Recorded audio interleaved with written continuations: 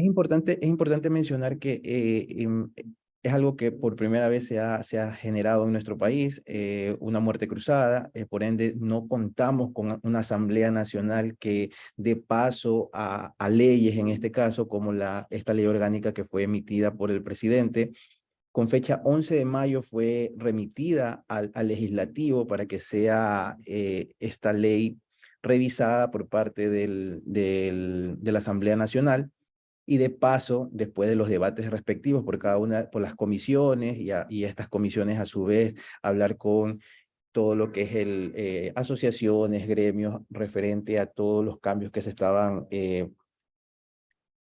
promulgando a través de esta normativa. Sin embargo, esto no se pudo dar de acuerdo a lo que les acabo de manifestar por la muerte cruzada que se dio en el país, y por ende ahora esto está mediante un decreto ley. Lo importante de esto es que después de la muerte cruzada, el presidente de la República, el señor Guillermo Lasso, únicamente puede emitir a través de decretos ley, leyes que sean en materia económica urgente. Son el único tipo de leyes que pueden ser remitidas o pueden ser emitidas de acuerdo a decreto a través de este cuerpo, esta figura que permite la Constitución de la República. Sin embargo, al no contar en este momento con una Asamblea Nacional, esto tiene que pasar por admisibilidad a través de la Corte Constitucional. Lamentablemente, esta admisibilidad o esta sentencia que tiene que remitir la Corte Constitucional referente a si dicho cuerpo normativo no infringe algún artículo de la Constitución, no tiene una fecha específica en la cual deba de definirse por parte de la Corte cuando se va ya a dar la sentencia respectiva. Entonces vamos a estar a la espera de la sentencia por parte de la Corte Constitucional, y por ello lo que vamos a ver el día de hoy no es una ley como tal ya de aplicación o de vigencia ya en nuestro país, sino que tenemos que esperar esta sentencia por parte de la Corte Constitucional.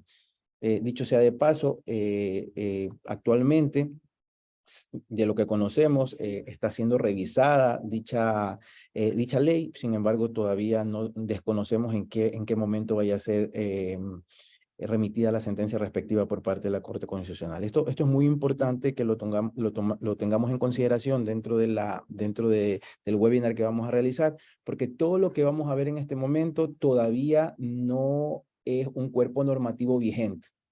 Sin embargo, el objetivo de este webinar es que en caso de que en los próximos días, las próximas horas, se llegare a dar paso a esta ley, ya tengamos el conocimiento de causa de cuáles son los cambios que tendríamos que nosotros aplicar en las empresas y nosotros también como personas naturales al momento de liquidar nuestro impuesto a la renta en el año 2024, correspondiente al impuesto a la renta del 2023. Una vez hecho esta introducción, vamos a continuar con los principales cambios que nos consideramos relevantes conversarlos con ustedes para efectos de poder interactuar un poco con cada una de estas reformas. La dinámica que vamos a tener en el evento es: si ustedes tienen alguna duda, alguna inquietud, termino la exposición del tema y con mucho gusto procedemos a hacer la absolución respectiva. Otro tema que es muy importante es que esta ley deberá más adelante, si llega a ser aprobada, tener su propio reglamento. Entonces, existirán algunos temas que, si bien ya están debidamente normados dentro de la Ley Orgánica de Fortalecimiento a la Economía Familiar, tenemos que esperar igual el reglamento para poder reforzar en algunos aspectos temas relevantes a esta parte normativa que vamos a revisar. Ok. ¿Qué cambios tenemos aquí relevantes y que pudiera ser que la normativa que vamos a ver pudiera existir por parte de la Corte Constitucional una negativa de dar paso a la ley como tal, porque está infringiendo una norma constitucional, un artículo constitucional? Eh, recordemos que ninguna norma, ninguna ley en nuestro país puede estar en contra de la Constitución. La Constitución, que es nuestra Carta Magna, es el cuerpo normativo de alta aplicabilidad normativamente en nuestro país. Entonces, siempre no, tenemos que velar porque ninguno de estos cuerpos normativos infrinjan algún artículo de la Constitución. ¿Y qué es lo que podemos observar aquí? Y por eso he puesto esta primera lámina, que es un poco el análisis normativo de por qué podría la Corte Constitucional no dar paso a esta ley. El artículo 300 de la actual Constitución de la República del Ecuador dice lo siguiente: el régimen tributario se regirá por los principios de generalidad, progresividad, eficiencia, simplicidad administrativa y retroactividad, equidad, transparencia y suficiencia recaudatoria. Se priorizan los impuestos directos y progresivos. Esta palabra que está marcada de rojo y retroactividad es muy importante en vista de que dentro de las disposiciones generales de la norma que vamos a revisar, indica que los cambios relacionados a impuesto a la renta y al RIMPE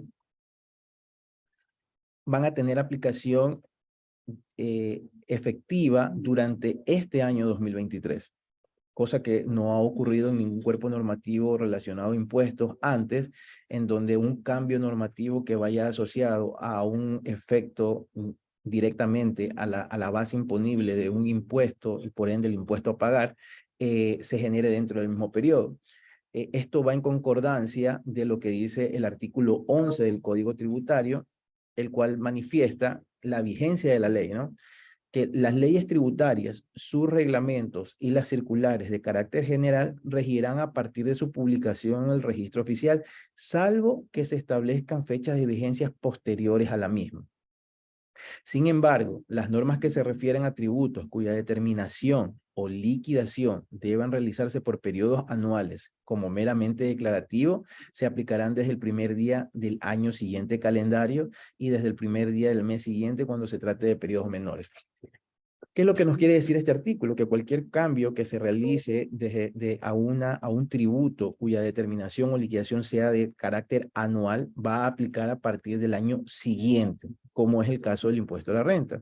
Normalmente, cuando se ha hecho cualquier tipo de reforma tributaria en materia de impuesto a la renta, cualquier cambio que se ha hecho en dicha normativa, por ejemplo, en el año 2022, aplicará a partir del 2023, porque se trata de un impuesto anual, debe ser aplicado de manera posterior, es decir, al año siguiente. Pero esta norma tiene una particularidad, como se los mencionaba, que en disposiciones generales indica de manera expresa de que la aplicabilidad de estas reformas van a ser por única vez a partir del año 2023.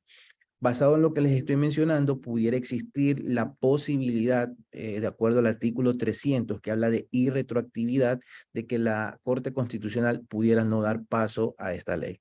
Sin embargo, el artículo 3 del Código Tributario menciona lo siguiente: solo por acto legislativo de órgano competente se podrán establecer, modificar o extinguir tributos. No se dictarán leyes tributarias con efecto retroactivo en perjuicio de los contribuyentes. Entonces, lo que dentro de los considerandos y de las motivaciones de la ley que vamos a revisar, uno de los puntos relevantes es que fue concebido con la finalidad de darle un alivio económico a las familias, por eso se llama Ley Orgánica de Fortalecimiento Familiar, con la finalidad de bajar un poco el impacto de impuesto a la renta a las familias de ingreso medio y de ingreso bajo en algunos rangos de estas segregaciones sociales, ¿no? Entonces, pudiera esta situación tener un efecto positivo y que pueda ser considerado el artículo 3, que es referente al poder tributario por parte de la Corte Constitucional. Sin embargo, la Corte Constitucional, el ente máximo de análisis de la Carta Magna como tal y de las garantías y deberes que tenemos los ecuatorianos, debe tomar en consideración lo que dice el artículo 300. Basado en ello, es muy probable, no les estoy diciendo con esto de que no pudiera darse paso por parte de la Corte Constitucional, veamos qué ocurre, pero existe una gran posibilidad de que pudiera no avanzar esta ley desde el punto de vista constitucional. Sin embargo, debemos de analizar este cuerpo normativo porque ya fue emitido por parte del Gobierno Nacional a partir del 17 de mayo y únicamente estamos esperando la sentencia por parte de la Corte Constitucional. Dicho esto, vamos a avanzar con el análisis de la parte normativa. Ahora, es importante que los principales cambios están asociados a el impuesto a la renta de personas naturales. Como les indicaba, uno de los mayores o de las motivaciones principales del gobierno nacional de impulsar esta normativa fue modificar el impacto del impuesto a la renta a las familias, especialmente a las de clase media y clase baja. Eh, Recordemos que eh, con la Ley Orgánica de Desarrollo Económico, denominada la ley COVID, que la conocimos que fue en el año 2021, se hicieron algunos cambios normativos y es aquella norma que nos ha regido desde el año 2022 y que está vigente todavía, porque vuelvo a hacer énfasis en que está vigente todavía para el año 2023 hasta el momento, dicha normativa, y hizo un cambio muy importante en lo que tiene que ver con la determinación del impuesto a la renta para personas naturales. ¿Y por qué lo voy a hacer? ¿Por qué lo voy a hacer mención? Porque en caso de que no se diere paso a la ley de fortalecimiento de la economía familiar, debemos de seguir aplicando esta ley de desarrollo económico, ¿ok? Entonces, ¿qué decía esta ley? Esta ley, o mejor dicho, ¿qué dice la ley? ¿Qué dice la ley? Porque sigue vigente, es que cambiábamos un esquema en donde nosotros utilizábamos los gastos personales. Recordemos que esto ya lo aplicamos en el año 2022 y lo estamos aplicando ahora en el año 2023. Es que ya no se aplicaba de forma directa los gastos personales en la liquidación de impuesto a la renta en relación de dependencia y en la liquidación de impuesto a la renta como personas naturales, sino que estos gastos personales iban a dar paso a una rebaja del impuesto a la renta. O sea, nuestros gastos personales igual los necesitamos tener sustentados con comprobantes de ventas válidos. Eso no ha cambiado. Lo que ha cambiado es el monto sobre el cual nosotros vamos a poder tener derecho. ¿Qué ocurre actualmente con esta ley que sigue vigente? Es que en la mayoría de los casos, nosotros tenemos que, para poder determinar esta rebaja, tenemos que determinar primero cuáles son nuestros ingresos brutos anuales. Lo vamos a ver más adelante en un ejercicio práctico, ¿no? Entonces, ¿qué dice la norma? Que aquellos ingresos brutos anuales, y cuando hablamos de ingresos brutos anuales, es la cuantificación de los ingresos grabados y los ingresos exentos. La acumulación de estos dos valores, de estos ingresos grabados, tanto de estos ingresos brutos anuales, grabados y exentos, no podían superar si no superan las 2.13 fracciones básicas desgravadas para el año 2022, que ahora estamos hablando del 2023, que es $24,090, aplicaba la siguiente fórmula. ¿Cómo aplicaba esta fórmula? Era de la siguiente manera. Nosotros determinábamos la canasta básica familiar y la multiplicábamos por 7. ¿Ok? La canasta básica familiar la multiplicábamos por 7 y sobre ese valor aplicábamos el 20%. Eso en el caso de que tuviéramos ingresos que no superaran las 2.13 fracciones básicas desgravadas. Y si llegaran a superar estas 2.13 fracciones básicas desgravadas, el porcentaje que teníamos que aplicar era lo mismo. Este total de gastos personales, ¿verdad? Que teníamos soportados, lo comparábamos con 7 veces la canasta básica y aplicábamos un 10% de rebaja o de reducción. ¿Ok? De allí, todo lo que eran los rubros de gastos personales eran los que nosotros ya conocemos, todo lo que tiene que ver con alimentación, vestimenta, salud, educación, y dentro de lo que era educación se adicionó todo lo que era arte y cultura y también el rubro de turismo, ¿ok? Así está concebido actualmente la forma de determinar la rebaja de impuesto a la renta de acuerdo a la ley post pandemia o la ley de desarrollo económico, ¿ok? Lo vamos a ver en un ejercicio práctico para hacerlo mucho más didáctico. Esta es la tabla de impuesto a la renta vigente. Esta es la tabla de impuesto a la renta vigente para personas naturales que tenemos una fracción desgravada o una fracción que no paga impuesto a la renta hasta $11,722. Pasados los $11,722 en el Ecuador, toda persona paga impuesto a la renta y llega a una tarifa de hasta el 37%. Las personas naturales en el Ecuador tienen una tarifa de impuesto a la renta que llega hasta el 37%. Hasta el año 2021 era del 35%. A partir del 2022 cambió la tarifa máxima de impuesto a la renta y llega hasta un 37%. ¿Ok? Entonces, lo que les indicaba hace unos momentos es cómo determinaba esta rebaja, ¿no? Si mis ingresos brutos eran menores o iguales a 2.13 veces la fracción básica desgravada, eso lo multiplicaba por el 20%, ¿no? La canasta básica familiar lo multiplicaba por 7 veces por el 20%, ¿no? Entonces, L que era 7 veces la canasta básica y lo tenía que comparar con los gastos personales que tengo debidamente documentados. El menor entre los dos, sobre ese aplicaba la rebaja respectiva. Entonces, numéricamente, ya nosotros hacíamos la aplicación de una manera rápida, es que si nosotros teníamos ingresos mayores o iguales menores o iguales a $24,967,86, mi rebaja máxima iba a ser de $1,068,82. Y si era mayor a este valor de $24,967,86, mi rebaja máxima era de $534,41.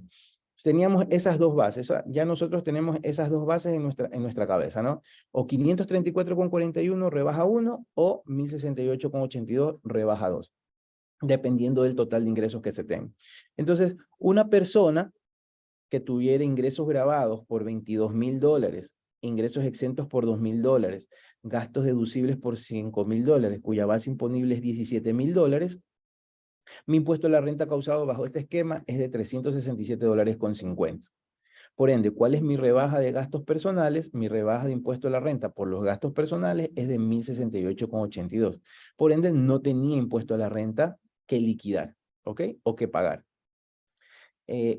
En el caso de que, y esto sigue vigente en la nueva norma que vamos a revisar, de que esta rebaja llegue a ser superior, como podemos observar aquí, que es superior al impuesto a la renta causado, la diferencia de este valor no me da derecho a crédito tributario. No tengo derecho a crédito tributario por esta diferencia, porque es simplemente una rebaja. La norma dice claramente, la que está vigente en este momento, de que esta diferencia a favor del contribuyente no da derecho a devolución. Pero si estos ingresos pasaban de $22,000 a $25,000, mi impuesto a la renta es de $694,08 y mi rebaja de impuesto a la renta, como ya he superado las 2.13 fracciones desgravadas, solamente mi rebaja va a ser de $534,41 y en este caso yo tendría que pagar $159,67 de manera anualizada. Es decir, que la compañía tenía que estos $159,67 dividirlo para 12, para los 12 meses del año y retenerlo esto de manera mensual, en el caso de las personas que están en relación de dependencia. ¿Ok? Este es el formulario de gastos personales que ustedes no ha cambiado por el momento. Es un formulario que ustedes ya lo conocen hace mucho tiempo. Esto está en la página del Servicio de Rentas Internas y es el formulario que debe de ser llenado por las personas que están en relación de dependencia y debe ser entregado al Departamento de Recursos Humanos respectivo. Y basado en esta proyección de ingresos y de gastos, la compañía procede a realizar la retención de manera mensual, de acuerdo a lo que indica la normativa tributaria vigente. Ok. La información de cuáles son los gastos personales que están permitidos está detallado dentro de las diapositivas. Al final del evento, nosotros vamos a remitir todo el material para que lo puedan ustedes revisar. Y así también un ejercicio práctico para que esto puedan hacerlo de una manera más didáctica. Todo lo que vamos a ver en este momento relacionado a gastos personales, a la rebaja por gastos personales de acuerdo a la nueva ley y a la ley anterior, hay un ejercicio práctico. Este ejercicio práctico está ya Está en Excel, está tabulado de tal manera con fórmulas para que ustedes lo puedan utilizar en sus oficinas o en su libre ejercicio profesional, ¿no? Ese es un aporte que vamos a dar nosotros para que ustedes lo puedan utilizar, ¿no? Al final lo vamos a dejar enviando y es parte de lo que vamos a revisar como parte práctica de esta nueva normativa. ¿Ok? Eh, los gastos personales son los detallados aquí, los que están asociados a vivienda, tenemos arriendo, intereses por préstamos hipotecarios, servicios básicos, impuestos prediales, pensiones alimenticias y otros. Asimismo en salud, alimentación, educación, horticultura, vestimenta, ¿ok? No nos vamos a explayar en esta parte porque es algo que ustedes ya lo conocen y que nosotros debemos simplemente aplicar lo que dice la normativa como tal. Ahora, tenemos otras consideraciones para el tema de los gastos personales y que esto es muy importante y muchas veces no lo tomamos en consideración al momento de hacer la liquidación de impuesto a la renta. Porque cuando ya queremos hacer la liquidación de impuesto a la renta nos olvidamos de estas particularidades o de estas consideraciones que están dentro del artículo 34 del reglamento de aplicación a la ley de régimen tributario interno. Primero, que los gastos personales antes referidos de los distintos rubros se podrán deducir siempre y cuando no hayan sido objeto de reembolso de cualquier forma. El sujeto pasivo podrá optar de manera y cantidad que estime conveniente él o los tipos de gastos personales que se consideren para el cálculo de la rebaja. ¿Qué quiere decir esto? Y aquí teníamos nosotros muchas consultas a nivel de impuesto a la renta el año anterior, 2022, y vigente todavía, y vigente hasta la fecha en el 2023. Es que ya no existían límites por gastos personales. Es decir, ya no teníamos esto de que no podíamos pasarnos de tal monto en el gasto de alimentación, no podíamos pasarnos de tal monto en el gasto de salud, en el gasto de vestimenta y todo eso. Esto con esta consideración que está en donde indica que el sujeto pasivo podrá optar de la manera y cantidad que estime conveniente, es decir, que nos daba pauta que podríamos poner todo el valor de gastos personales en un solo rubro. Ya no teníamos que nosotros diferenciar de manera específica hasta un monto en cada uno de los rubros. Esto es uno de los cambios que se dieron a partir del 2022 y que tenían algunas dudas algunos clientes o nos hacían algunas preguntas, pero está muy claro lo que dice la normativa tributaria. Bueno, en el caso de Galápagos, como el costo de vida en Galápagos es más alto, eh, todo lo que tiene que ser asociado a límites de gastos personales y de la misma rebaja siempre se va a multiplicar por un 80% adicional, porque es un 80% más caro la vida en la parte insular que en lo que es acá en todo lo que es la parte de ya costanera del Ecuador, ¿no? Todo lo que tiene que ser el Ecuador territorial ya es un 80% más barato, se podría decir, que en las Islas Galápagos. Ok. Para la rebaja del impuesto a la renta causada por gastos personales, los comprobantes de ventas en los cuales se respalde el gasto podrán estar a nombre del contribuyente, de sus padres, cónyuge, pareja en unión de hecho e hijos del sujeto pasivo o de su cónyuge o pareja en unión de hecho que no perciban ingresos grabados y que dependan de este. ¿Okay? Esto era algo muy importante. Esto también hubo un cambio con la normativa tributaria vigente hasta el momento que viene desde el año 2022 que ya liquidamos impuesto a la renta 2022 bajo este esquema, es que los gastos personales que teníamos en el caso de padres, ejemplo, si yo tengo gastos de mi padre o de mi madre, yo sí lo podía tener como un gasto personal a ser utilizado siempre y cuando ellos no tengan ingresos grabados. Asimismo, en el caso de los hijos o de la pareja en unión de hecho. Tratándose de gastos personales sustentados en comprobantes emitidos a nombre de cualquier integrante de la unidad familiar del contribuyente, podrán los cónyuges o convivientes de la unidad familiar hacer uso de forma individual o combinada de dicho comprobante sin que en ningún caso se supere el valor total del mismo, ¿no? O sea, podíamos dividir los gastos personales de tal manera de que pudiéramos utilizarlos cualquier miembro de la familia que tenga ingresos grabados para la liquidación del impuesto a la renta. ¿Por qué hago un énfasis a todas estas consideraciones? Porque algunas de estas consideraciones van a cambiar de acuerdo al nuevo proyecto de ley, ¿ok? No, bueno, ya no es proyecto de ley, ya es un decreto ley remitido y que debe ser aprobado mediante sentencia por la Corte Constitucional. Pero es importante mencionarles esto de aquí porque algunos de estos aspectos con los cuales liquidamos impuesto a la renta 2022 van a cambiar en el 2023 una vez esté vigente esta ley.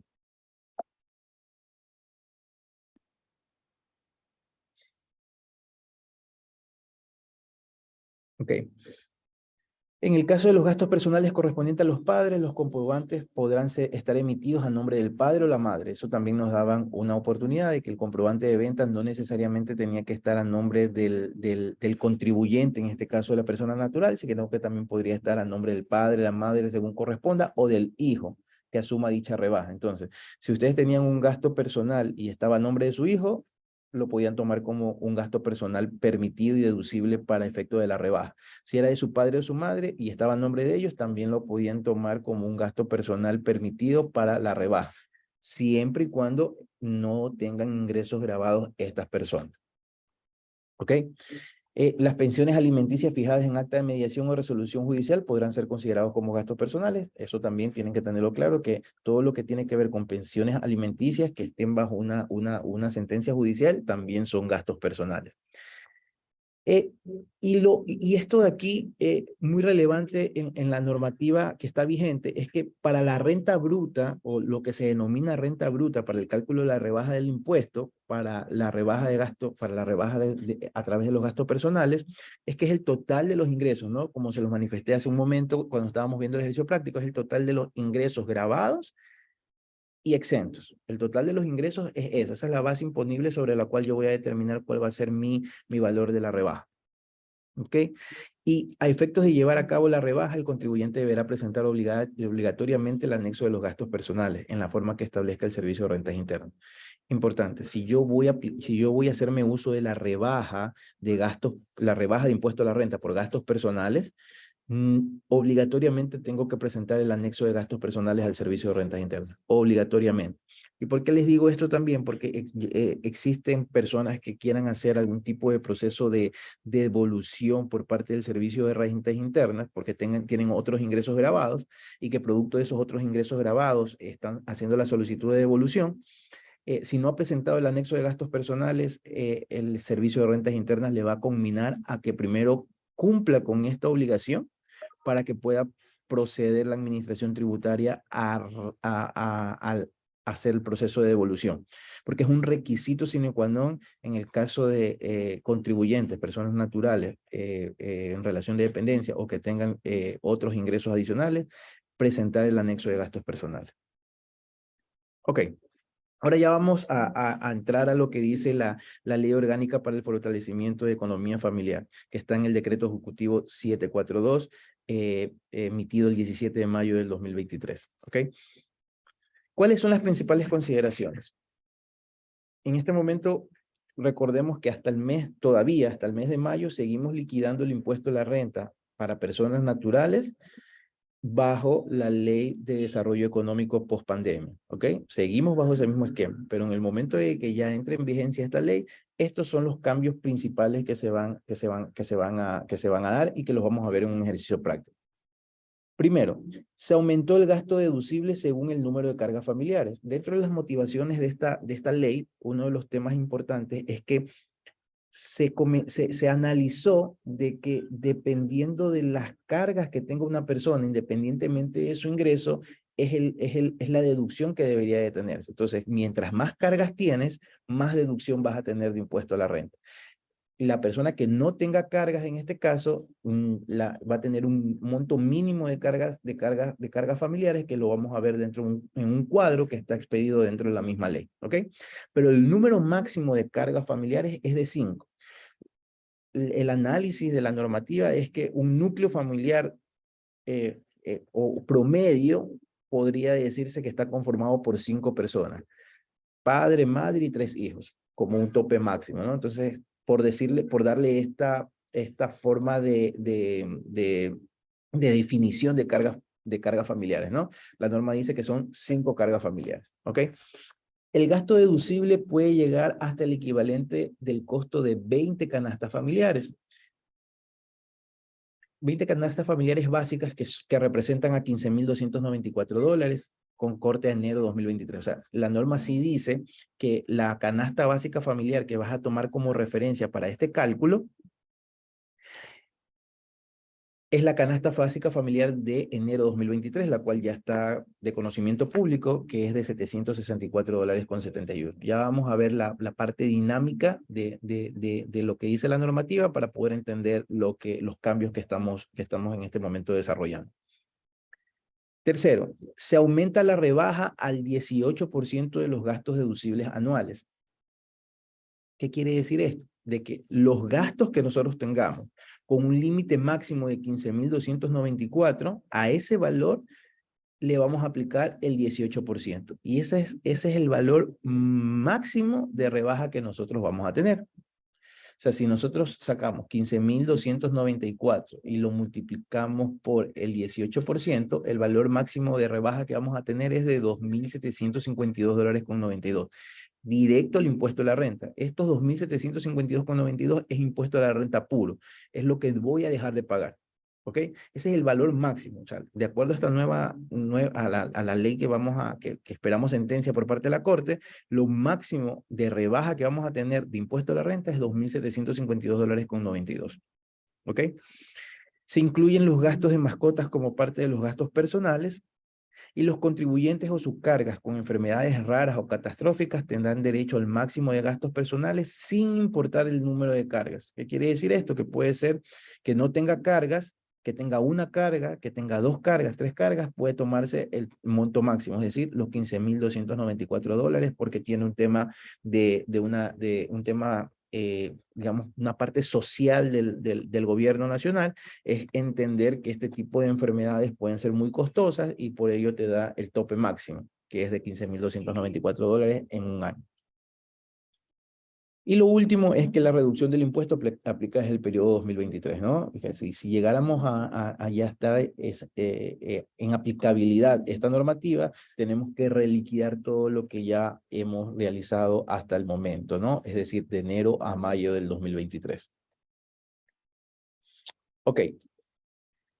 Lo mismo, lo vamos a ver en un ejercicio práctico, pero ¿qué dice la norma o cómo lo llevamos lo que hemos detallado hace un momento a una parte didáctica, ¿no? Es que el monto de la rebaja del impuesto a la renta causado será equivalente al 18% del menor. Tengo que hacer este cálculo, determinar cuál es el menor. Primero, todos los gastos personales. Todos los gastos que yo haya generado durante o que vaya a generar durante el año 2023 debidamente documentados, soportados, esa es mi primera base. Mi primera base va a ser todos los gastos personales que yo he tenido en los diferentes rubros durante todo el año 2023. Y lo siguiente es el número de canastas básicas familiares según el número de cargas, ¿no? Entonces, aquí está el cuadrito. Este es el cuadro que también está tipificado dentro de la normativa a ser vigente, ¿no? Tenemos el número de cargas en la primera columna, sigue el número de canastas familiares y cuál es el gasto deducible máximo. Entonces, si yo no tengo cargas familiares, el número de canastas básicas es 7. ¿Cuál es el gasto deducible máximo? Es la multiplicación de 7 por el valor de la canasta básica. ¿Cuánto era la canasta básica? 764,71. Si ustedes hacen una multiplicación y multiplican 7 canastas básicas por 764,71 que vale cada canasta, eso me da un valor de 5,352,97. Que para efectos prácticos está redondeado en la tabla, ¿no? 5,352,97. A ese valor le calculo el 18%. Entonces, 5,352,97 por el 18%, eso me da 963,53, que redondeado da $964. ¿Ok? Esa es la dinámica. Si tengo una carga, son 9 canastas, el gasto deducible máximo es de 6,882 y mi rebaja de impuesto a la renta es de 1,239. Y lo máximo que me puedo deducir, así tenga más cargas de 5, son 20 canastas básicas. Entonces, 20 canastas por 764,71, que es el valor de cada canasta, el valor de la canasta básica a enero 2023, eso me da $15,294. Los gastos personales máximos permitidos por la normativa a ser promulgada su vigencia por parte de la Corte Constitucional es de $15,294. Pero esto no es que yo lo voy a poner como el valor de la rebaja, no.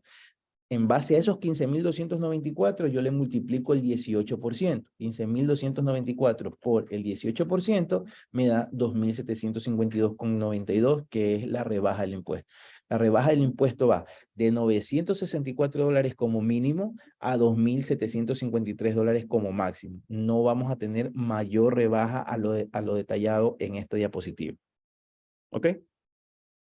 ¿Cuáles son las otras consideraciones? Se mantiene lo mismo que decía la norma o que dice la norma vigente, que es que si el valor de la rebaja supera el impuesto de la renta causado, no se configurará pago en exceso por la diferencia y por lo tanto no generará derecho a devolución. No hay devolución de impuesto a la renta producto de esta rebaja. Si yo tuve un impuesto a la renta de 1.000 y tuve una rebaja de 2.500, ¿verdad? La diferencia de 1.500 no está sujeto a devolución. Eso está tipificado claramente tanto en la normativa anterior como en la actual.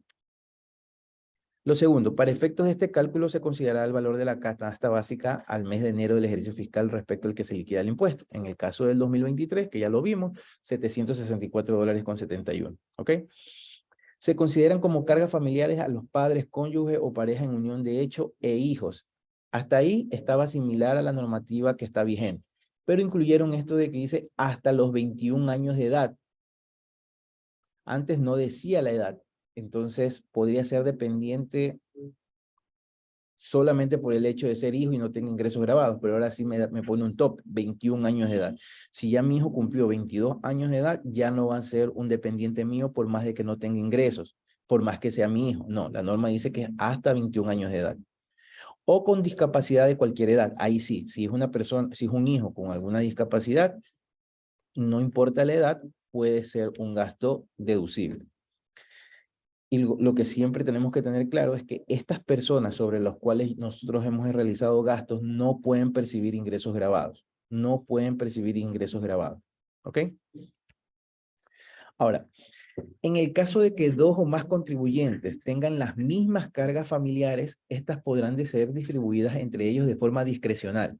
Pero en ningún caso, dos o más contribuyentes podrán considerar la misma carga familiar para la rebaja por gastos personales. ¿Qué quiere decir esto? Un núcleo familiar, padre trabaja, madre trabaja y tienen 3 hijos, ¿ok? Y tienen 3 hijos. Ninguno son mayores a 21 años y siguen siendo dependientes de los padres porque no tienen ingresos grabados. ¿Qué pasaba con la normativa qué pasa con la normativa que está vigente? Es que nosotros podíamos coger todos los gastos personales que teníamos de los 3 hijos y cogerlos digamos, el 70% de los gastos del padre y el 30% de los gastos la madre, independientemente de cualquiera de los hijos que se haya generado, independientemente. Entonces, podía usar el 100% de esos gastos que había desarrollado que había tenido en mis hijos, ¿verdad? Independientemente de padre o madre, ¿verdad? El uno cogió el 70% y el otro cogió el 30%. ¿Qué dice ahora la reforma? Es que yo tengo que decir de los 3 hijos cuál yo voy a coger. Entonces yo digo, voy a coger al hijo 1 y la madre va a coger al hijo 2 y al hijo 3. O sea, ahora tengo que coger todos los gastos de ese mismo hijo y no es que una parte de esos gastos lo va a poder usar el otro, no. Voy a usar todos los gastos del hijo 1, el padre, porque él decidió que él va a hacerse cargo de todos esos gastos. Y la madre se va a hacer cargo de los hijos 2 y 3. Esa es la dinámica o eso es lo que quiere decir esta parte normativa. Hasta ahora era indiscriminado. Nosotros podíamos coger el 100% de la manera que nosotros queríamos. Padre, madre, cogía a discreción. Ok. Esto de aquí lo vamos a ver en un ejercicio práctico para que ustedes vayan viendo la diferencia que tiene la ley actual con la que va a estar vigente, ¿no? Lo que les decía, la disposición general, ¿no? Esta ley orgánica para el fortalecimiento de economía familiar, en su disposición general primera, indica que, por única vez, las disposiciones de esta ley relativas a la rebaja del impuesto a la renta por gastos personales y la tabla de impuesto a la renta de personas naturales serán aplicables para la liquidación de impuesto a la renta del ejercicio fiscal 2023, toda vez que no generan un perjuicio para los contribuyentes. Muy claro lo que indica este artículo primero, ¿no? Que por única vez las disposiciones relacionadas con la rebaja de gastos personales y la tabla de impuesto a la renta de personas naturales serán aplicables para la liquidación de impuesto a la renta del ejercicio fiscal 2023, toda vez que no generan un perjuicio para los contribuyentes. ¿Ok? Entonces, si se llega a dar la aplicabilidad de esta norma, va a ser por todo el año 2023. Ok, vamos a ver el ejercicio práctico. Voy a dejar de compartir las diapositivas un momento y voy a presentar el ejercicio práctico que vamos a realizar. Dame un momento, por favor.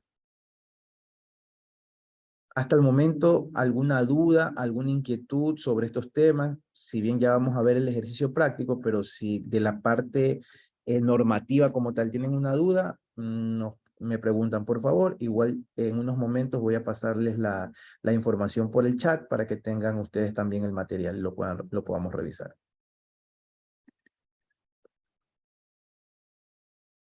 Pensaría yo, Ángel, que con el ejercicio podríamos de pronto verlo y tal vez surgieran más dudas. Perfecto, gracias.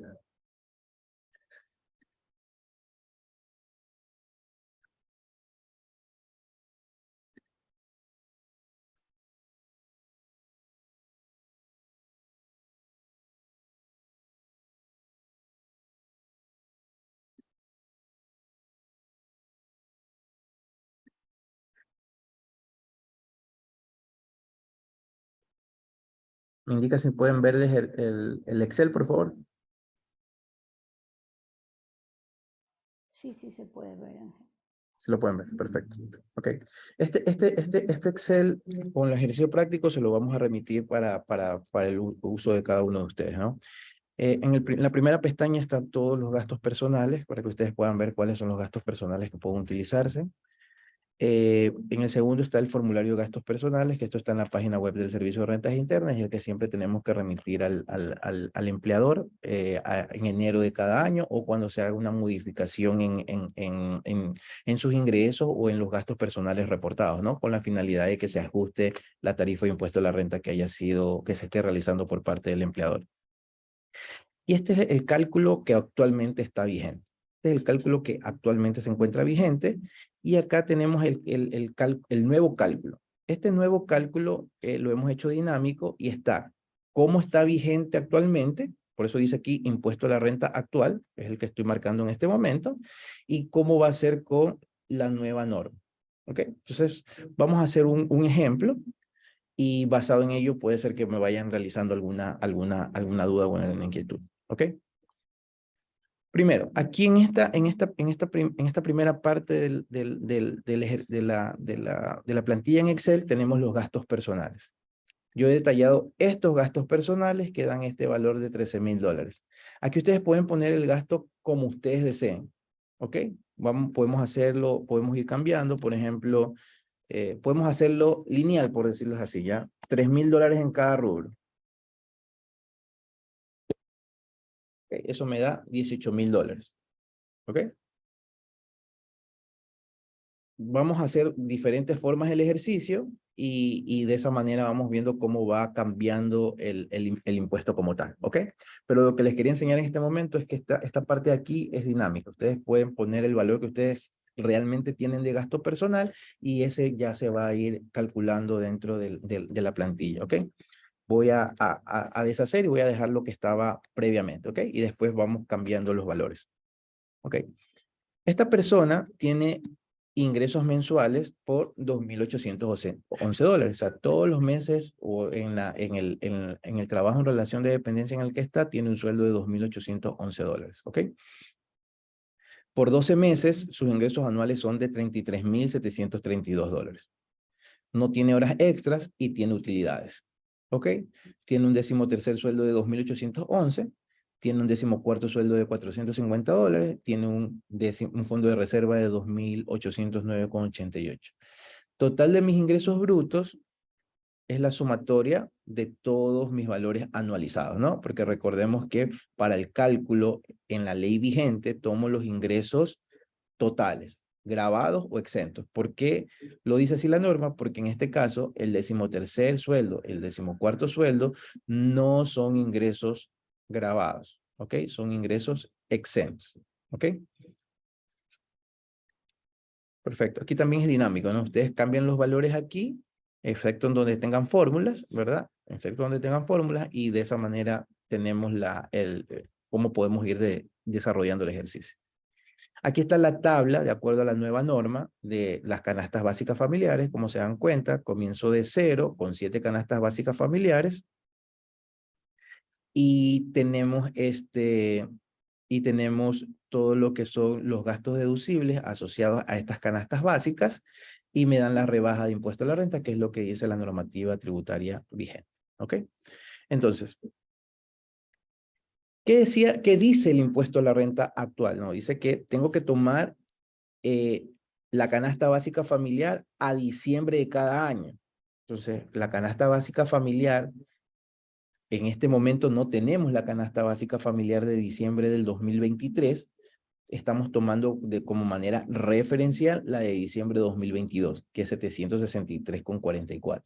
Si la ley que tenemos en este momento vigente, se mantiene, tenemos que coger la canasta básica familiar de diciembre de 2023, ¿ok? Tenemos que coger la canasta básica familiar de diciembre de 2023. Pero como no tenemos todavía esa información, tenemos que poner una referencial y estamos poniendo la de diciembre de 2022, ¿ok? Tenemos aquí la fracción desgravada, ¿ok? La fracción básica desgravada de impuesto a la renta es 12.722, tanto para la ley actual como para la ley que estamos revisando en este momento, ¿ok? Los límites de deducción que dice la norma, lo que dice actualmente la ley de desarrollo económico. Aquí está la fórmula y aquí está la aplicación de la fórmula, ¿ok? Si yo tengo ingresos menores o iguales a $24.967,86, el máximo de gastos personales, de acuerdo a las canastas básicas, va a llegar a $5.344,08 en ambos casos. ¿Ok? En ambos casos va a ser 5.344,08. La diferencia es que aquí voy a poder aplicar el 20% de dichos gastos y acá voy a aplicar el 10%. Como les dije hace un momento, en la normativa que todavía está vigente, los límites de créditos tributarios no van a cambiar. En el caso 1 va a ser 534,41 o en el caso 2 va a ser 1.068,82. Ok. ¿Cuáles fueron los gastos del periodo? Como nosotros ya tabulamos aquí la información, es 12.639,92. Eso no va a cambiar. Ustedes dirán, ¿por qué no tengo nada de información en esta primera opción? ¿Verdad? Porque al ser mis ingresos brutos, superiores a este valor de 24.967,86, ya no estoy dentro de esta opción. Es decir, nunca me podría tomar como rebaja los 1.068,82. No hay esa opción. ¿Por qué? Porque mis ingresos son superiores a este valor. Como todo valor que sea superior a 24.967,86 va a estar en la opción de acá, aquí me va a tabular toda la información en el ejercicio práctico. Voy a hacer otro ejemplo. Si nosotros cambiamos y modificamos aquí a $1.000, van a observar que toda la información está acá. ¿Se dan cuenta? Se cambia automáticamente. ¿Ok? Vamos a dejar la información como estaba anteriormente. Ok. Los ingresos grabados, 33.732. ¿Cuáles son mis ingresos grabados? La norma dice claramente que mis ingresos grabados, primero hago la comparación, y si es mayor a $24.967,86, me voy en esta opción. ¿Y cuáles eran mis ingresos? Ya nosotros determinamos que mis ingresos grabados son 33.732. ¿Cuáles son mis ingresos grabados? Mis ingresos grabados son los ingresos anuales, las horas extras y las utilidades. Los ingresos exentos son los otros rubros, 13º, 14º, fondo de reserva. Esos son mis ingresos exentos, ¿ok? No forman parte de mi cálculo de impuesto a la renta. Ok. ¿Cuál era mi aporte al Seguro Social? Mi aporte al Seguro Social es de 3.187,67 según el ejercicio práctico. ¿Cómo determinamos esto? Fácil. El mismo ejercicio coge los ingresos anuales más las horas extras y lo multiplica por el porcentaje de afiliación personal, ¿no? Que es el 9.45%. Ok, entonces, mis ingresos grabados menos mi aporte personal al IES, mi base imponible es de 30.544,33. Esto de aquí, llevado a la tabla de impuesto a la renta. La tabla de impuestos a la renta está acá abajo. Esta, importante, con la nueva ley, la tabla de impuesto a la renta para personas naturales cambió. O sea, con la ley vigente, esta es mi tabla. Con la ley que se acaba de promulgar mediante decreto, esta es la tabla. ¿Ok? Son dos tablas distintas. Eso también tenemos que tomar en consideración al momento de la liquidación. Pero para el ejercicio práctico ya está considerado cuándo es la primera tabla y cuándo es la segunda tabla. ¿Ok? Simplemente ustedes tienen que poner los valores en los campos que tiene que ser manipulado. Ok.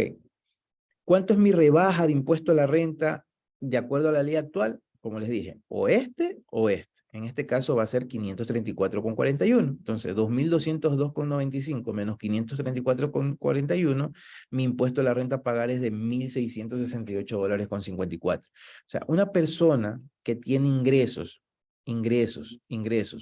menos sus gastos deducibles, que es el aporte al Seguro Social, que ascienden a $30.544,33, de acuerdo a la normativa actual, tiene que pagar $1.668,54. Ese es el impuesto a la renta que tiene que pagar actualmente. Y es lo que le están descontando a esta persona, el empleador. Todos los meses le está descontando $139,05. Perfecto. Vamos a la ley que está mediante decreto ya promulgada y que estamos esperando la sentencia de la Corte Constitucional. Primero dice que tengo que tomar la canasta básica del mes de enero de cada ejercicio económico.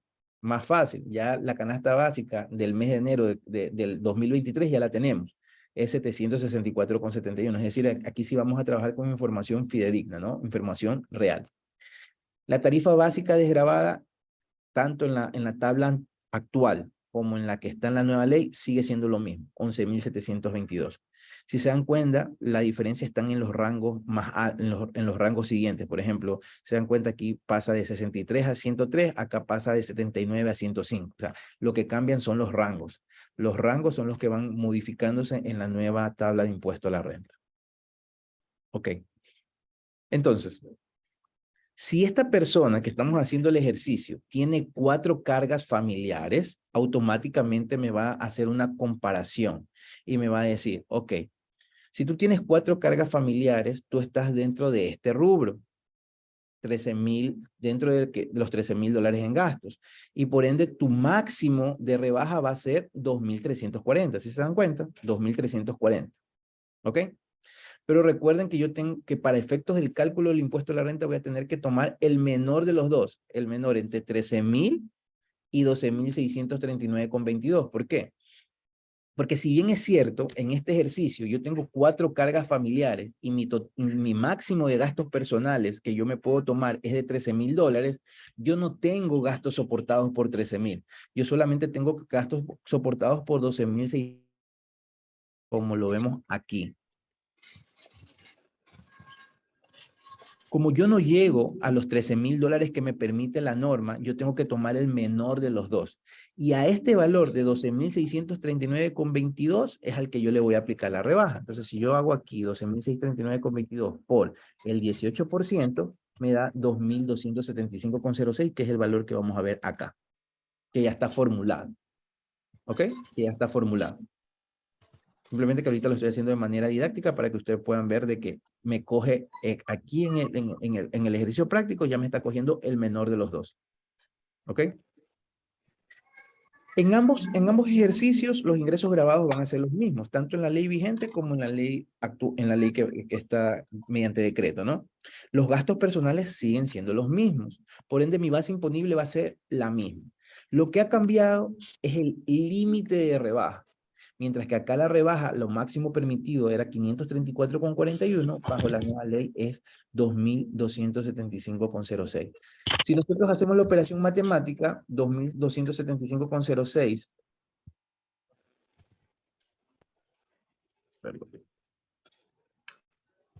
si nosotros hacemos la operación matemática de 2.275,06, perdón, un segundito. 2.275,06 más los 2.091, me daría como que yo tengo un crédito a favor de 183,11, ¿correcto? Pero ya como lo conversamos, tanto en la ley vigente como en este decreto, los valores, el valor de la rebaja no me da derecho a crédito tributario. Es decir, que estos $183,11 no lo voy a poder reclamar. ¿Okay? ¿Qué observamos aquí? Entonces, mientras que en la normativa anterior yo pagaba $1,668,54 con una retención mensual de 139,05, mediante la nueva ley ya no voy a pagar ese valor. O sea, sí hay un impacto importante para la clase media, ¿verdad? Que tuviera este tipo de ingresos.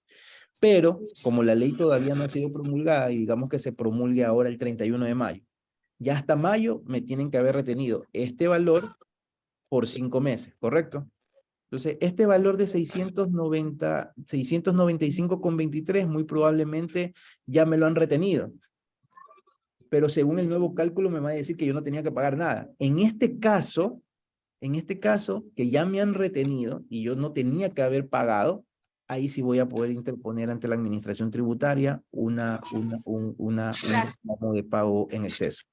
Solamente en estos casos, porque hubo una retención en exceso. Si nosotros queremos cambiar en el ejercicio, le queremos poner cinco cargas, automáticamente se me va a cambiar aquí el valor, pero como mis gastos personales fueron menores, siempre va a quedarse el mismo valor de 2.275. ¿Por qué? Porque los gastos personales los gastos personales,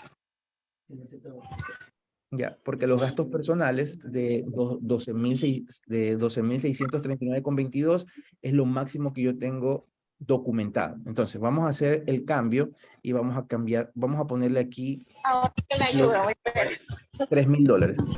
A ver que hay una persona que está... Ahora alguien tiene...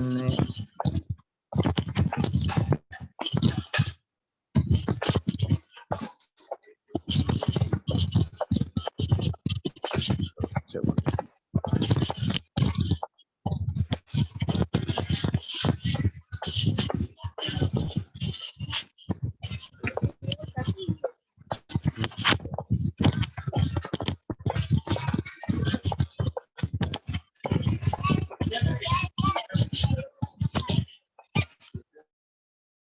Ok, ya, ahí ya silencié a todos porque había un murmullo. Ok, vamos a hacer aquí un cambio, ¿no? Entonces, le aumenté que tiene $3,000 en turismo. ¿Ok? Como tiene $3,000 en turismo, aquí sí me va a cambiar ahora el cuadro, ¿verdad? Como yo tengo 5 cargas familiares y mi valor máximo de gastos personales es 15.294, pero ahora sí tengo más gastos, mis gastos ascendieron a $15.639,22 documentados. Ahora sí mi valor máximo de rebaja va a ser $2.752,96. ¿Voy a tener en este ejercicio algún efecto? Ninguno. Ninguno, ¿por qué? Porque yo no puedo reclamar nada con respecto a la rebaja. Va a seguir siendo el mismo ahorro que tenía con el ejercicio anterior. Aquí yo ya puedo tener mayores ingresos. Entonces, a tener mayores ingresos voy a tener mayor beneficio. Si yo tuviera, por ejemplo, mayores ingresos, es decir, que mis ingresos mensuales fueran de 3.500, se modifica todo, se modifican mis ingresos anuales, se modifica mi aporte personal y aquí voy a tener una diferencia. Mientras que aquí yo tenía un impuesto a la renta a pagar de $3,054,19 con una retención mensual de $254,52, acá solamente voy a tener que pagar $676,64 si hubiéramos hecho una retención mensual de $56,39. ¿Cuánto fue el ahorro? $2.377,55. Ahí sí se observa una rebaja entre lo que está actualmente como vigente y lo que está de acuerdo al decreto. Todos los valores que hayan sido retenidos en exceso y si ya se llega a dar la aplicabilidad de esta normativa, pueden ser reclamados. Solamente los valores que han sido retenidos en exceso, no, el efecto de la diferencia entre el impuesto causado y la rebaja. Ese no se puede reclamar, pero el que sí me han retenido en exceso en la comparación de ambas leyes, ese sí lo voy a poder hacer un reclamo de pago en exceso. ¿Hasta allí tienen alguna duda? Esta es la dinámica del primer ejemplo, del primer ejercicio práctico, porque tenemos otro ejercicio práctico que también les va a servir como plantilla, en el cual tenemos casos de persona discapacitada o persona con tercera edad, que ya lo vamos a revisar. ¿Ok? Hasta allí, hasta antes de pasar al otro ejemplo, al otro ejercicio práctico, ¿existe alguna duda con respecto a la nueva normativa?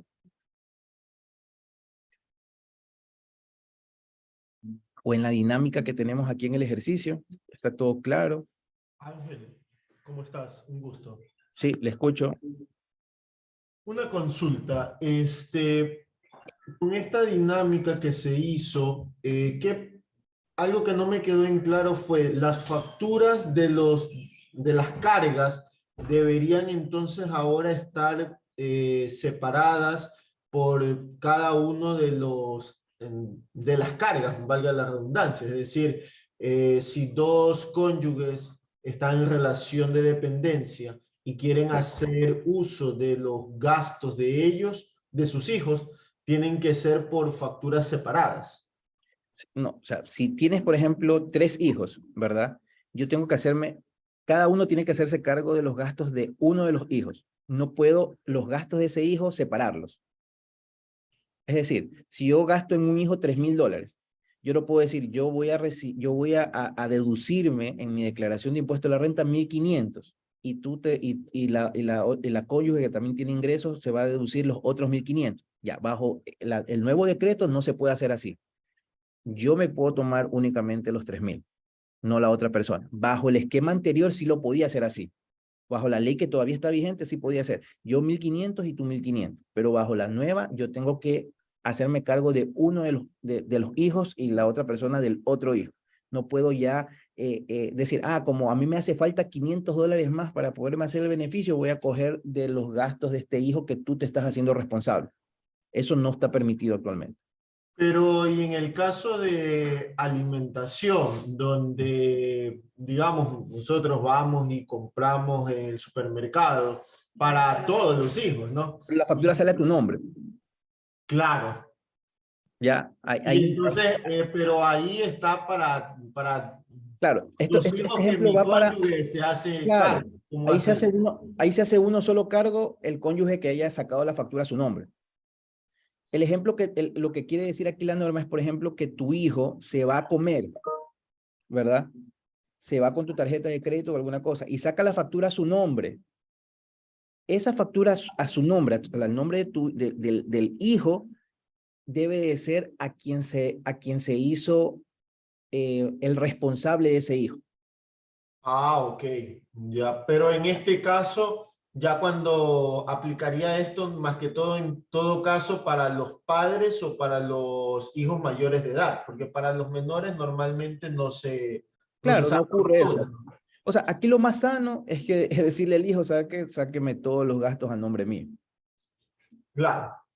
Sí, no complicarse, pero si no se llegara a dar esa situación, la norma sí me está permitiendo de tomarme como gasto personal y poderlo incluir dentro del anexo que vamos a elaborar, ¿verdad? El que tenemos que presentar todos los años, los que nos hacemos uso de los gastos personales, aquellas facturas que no estén al nombre mío, que sea mi padre, mi madre, mis hijos hasta 21 años de edad o discapacitados.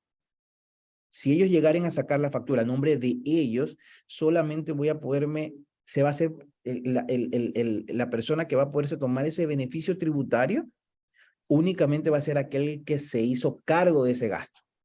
Es decir, si yo tengo 2 hijos, Pepe y Juan, yo solamente voy a poderme hacer uso de todas las facturas de Pepe.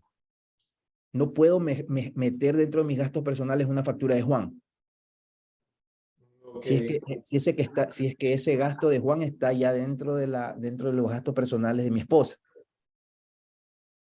Correcto.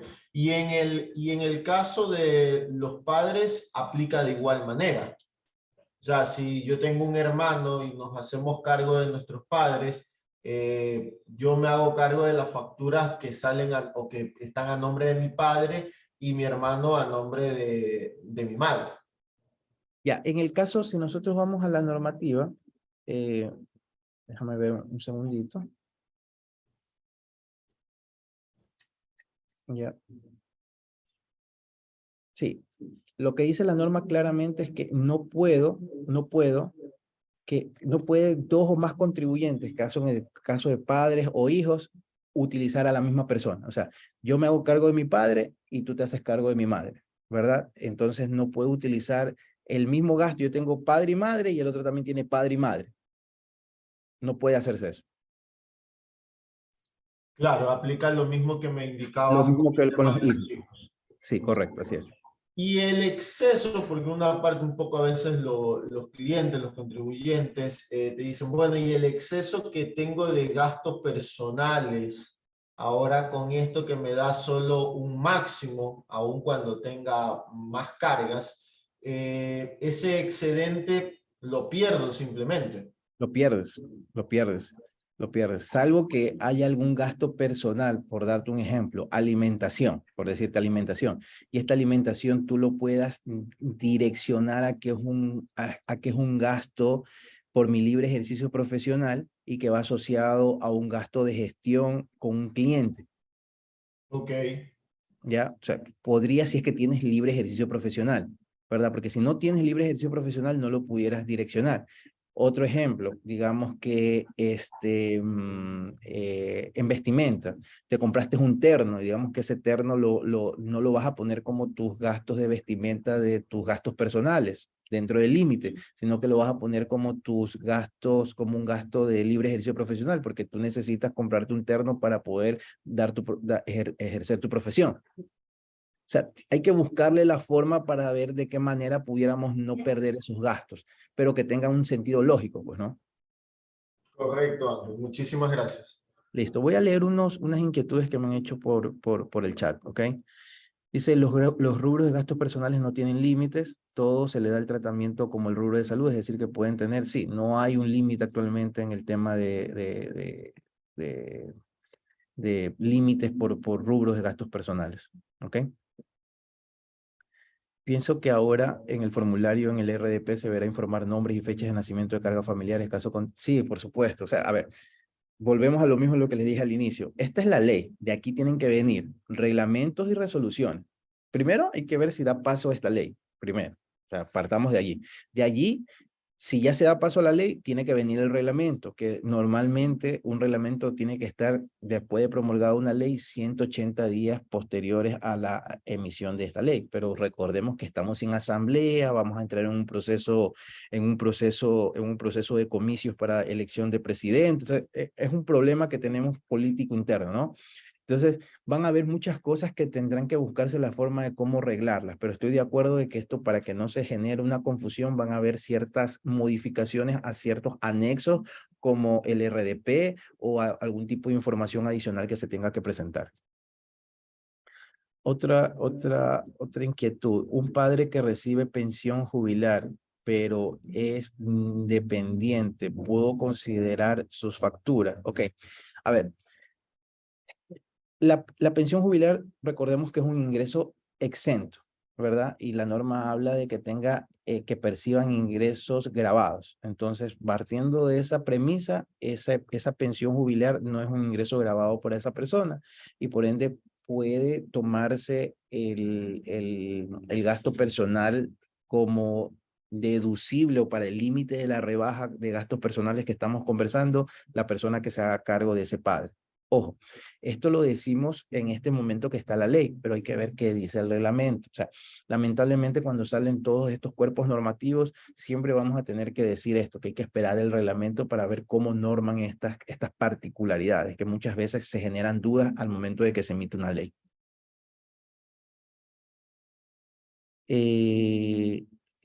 Ok. Listo. ¿Qué más? El reglamento de pensión.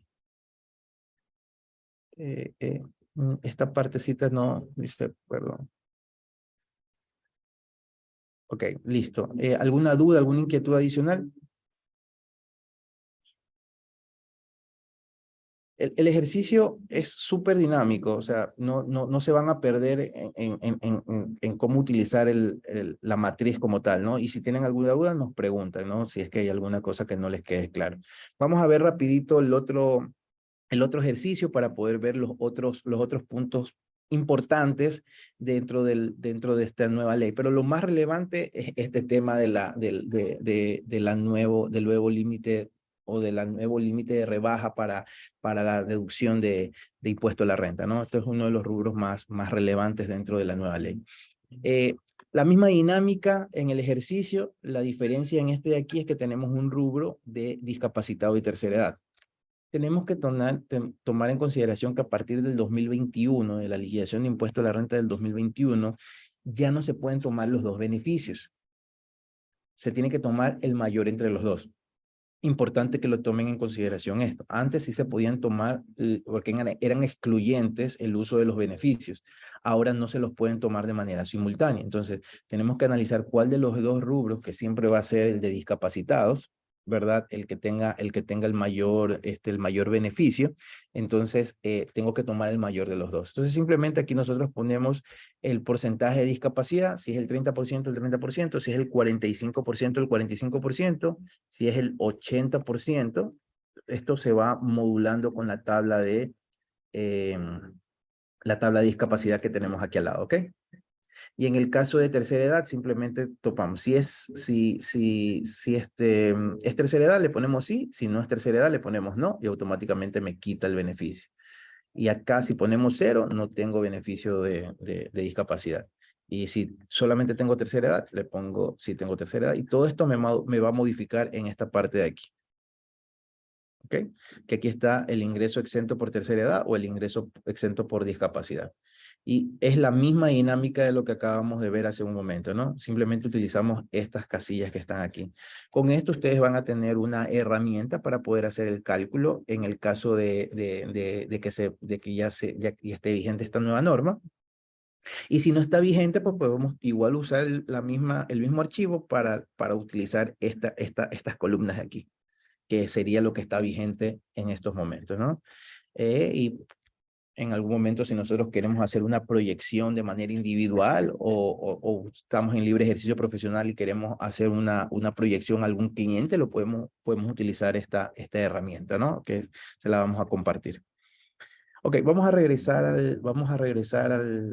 si no tienen más dudas, para poder regresar a los otros cambios normativos de esta ley de fortalecimiento familiar. Ángel, sí, tenía una inquietud. Sí. Mencionaste en la parte diste en la parte teórica, decías de que no iba a existir devolución por un pago en exceso. Esto sería el caso de, por ejemplo, podría ser que tal vez sobredimensioné mis gastos personales y resulta que al liquidar al final el impuesto a la renta, resulta que tengo un pago, en este caso, mayor. Bueno, sería, perdón, al revés. Entonces, yo significaría que me hicieron retenciones en el trabajo en una mayor cantidad y después cuando lo liquido me doy cuenta de que el valor que fue en exceso. Entonces, en ese caso, no tendría derecho a pedir que me devuelvan. Estoy hablando de ejercicio futuro, ¿no? Ya hablamos de que en este año, como hay este cambio de ejercicio, podría ser cambio. Claro, a Pero ver. ese podría ser el caso en el cual indicas de que no habría No, solicitud para... en el caso que no se puede solicitar devolución es que me quede un valor a favor en donde la rebaja, vamos a ver en el ejercicio, en donde la rebaja sea superior al impuesto. Ok, vamos a hacer un cambio aquí, le vamos a poner aquí 2.900. Déjame ver cómo queda. Ok, aquí miren. En este ejemplo, el impuesto a la renta me sale $2.237,01. Pero mi rebaja es mayor, es de 2.752,96. Entonces hay una diferencia. Entonces yo digo, si yo tengo este valor y le resto este valor, yo tuviera en exceso $515 y yo diría, yo quisiera reclamar ese valor. Yo no puedo reclamar ese valor porque este exceso o este valor a favor se genera por la rebaja. Cuando el valor pagado en exceso, teóricamente, se genera por la rebaja, ese no lo puedo reclamar. ¿Ok? Me quedó claro. Entonces, si es por Vamos al, retenciones, ahí sí podría pedir. que es el caso de acá. Es el mismo ejercicio, pero estamos en la ley actual. Y en la ley actual, como mi rebaja era menor y mi impuesto a la renta fue mayor, yo pagué $1,813,60. Pero como estamos hablando teóricamente de que en mayo vaya a ser promulgada esta ley, digamos que de enero a mayo me han retenido $755,67. Pero bajo la nueva norma no tenía que haber pagado. Este valor de $755,67, ese sí lo puedo reclamar. Porque ese sí fue pagado en exceso. Listo, quedó claro. Perfecto. ¿Alguna otra duda? ¿Alguna otra inquietud?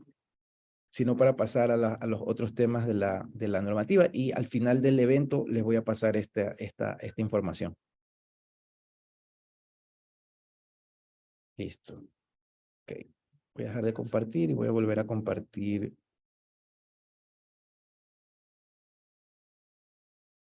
Voy a volver a compartir las diapositivas.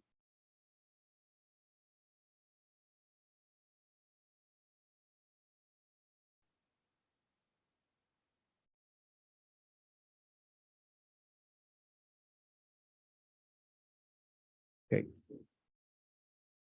Bueno, en lo que tiene que ver con la forma de hacer la retención y lo que tiene que ver con los comprobantes de retención, eso no ha cambiado, eso sigue igual, simplemente se lo ha dejado aquí en el material para que no olvidarnos las formalidades. Las formalidades de hacer el comprobante de retención, cuándo tengo que hacer el formulario 107, qué tengo que hacer cuando trabajo con dos empleadores. Esas consideraciones se las hemos dejado aquí de manera de material de apoyo, ¿no? Pero esto no ha cambiado, sigue siendo el mismo esquema. Bueno, otro cambio normativo que se ha dado es el impuesto único a los operadores de pronósticos deportivos.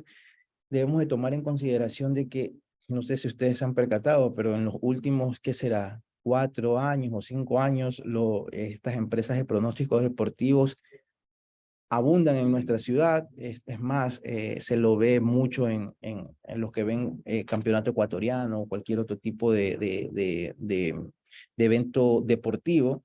Se ven muchas empresas internacionales, extranjeras y muchas empresas locales que ahora se dedican a esta actividad. Sin embargo, si no es del conocimiento de los participantes, estas actividades no estaban reguladas por el Servicio de Rentas Internas. Es increíble que este tipo de actividades no pagaron impuesto a la renta, no pagaron IVA durante muchos años, muchos años. Entonces, después de una campaña en donde el Servicio de Rentas Internas pudo investigar y darse cuenta de que existía una evasión tributaria, pero una evasión tributaria fomentada por la misma administración, dado que no existía una norma que regulara estas actividades. Entonces, a partir de la aplicación de esta nueva ley, pero esto que vamos a conversar rápidamente, porque no nos aplica mucho en nuestro día a día nosotros, excepto los que si hagan pronósticos deportivos, si les va a afectar en algo, y por eso lo vamos a comentar. Esto va a tener aplicación a partir del 2024. Esto no va a tener aplicación del 2023. Entonces, todo lo que vamos a ver en este momento es aplicación 2024, al igual que lo que vamos a ver de negocios populares y renta. Ok.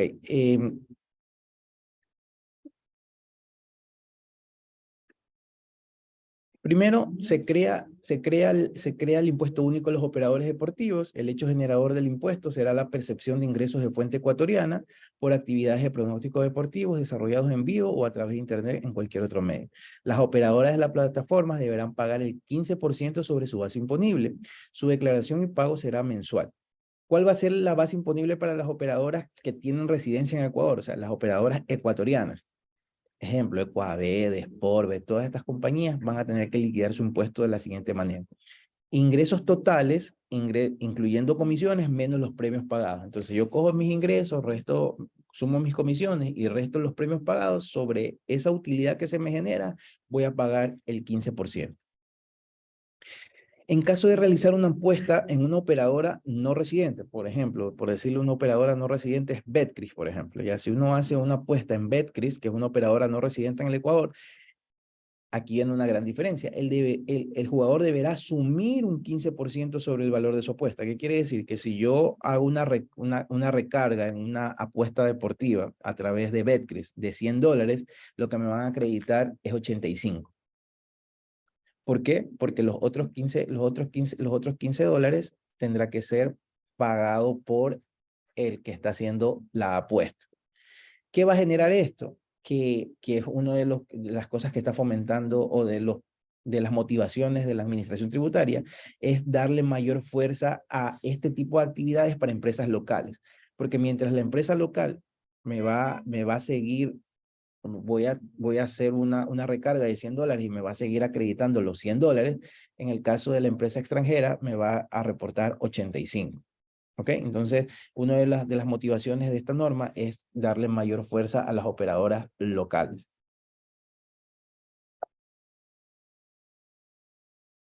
Se aplicará una retención del 15% sobre el valor de los premios de los apostadores, que será realizado por la plataforma o las instituciones a través de las cuales se acredita el premio. Si usted ganó una apuesta por pronósticos deportivos de $1,000, ya no le van a entregar los $1,000 a partir del 2024. Lo que le van a entregar son $850 porque usted va a pagar impuesto a la renta por ese valor que usted ganó. Cosa que no ocurría bueno, y que no ocurrirá hasta fines del año 2023 si es que esta norma se aprueba, porque siempre le pagaban el valor líquido, nunca le hacían ningún tipo de descuento sobre las apuestas ganadas, ni una empresa, ni una operadora local, ni una operadora del exterior. ¿Ok? Los contribuyentes residentes fiscales en el país deberán presentar mensualmente una declaración del impuesto generado dentro del periodo anterior. O sea, ellos van a liquidar este impuesto de manera mensual, ¿ok? Bajo el esquema que les acabo de mencionar hace un momento. Y el impuesto deberá ser pagado en plazos y forma que mediante resolución de carácter general establezca la autoridad tributaria administradora del impuesto. ¿Ok? Cuando las operaciones grabadas por este impuesto se realicen por un no residente, se procederá de la siguiente forma. Es decir, cuando sea una operadora que no es ecuatoriana, ¿no? Si el pago se realiza a través de empresas de cobro, de courier o de remesas del exterior, el usuario del servicio se convertirá en sustituto. Es decir, el ente financiero se va a convertir en sustituto y es quien va a retener.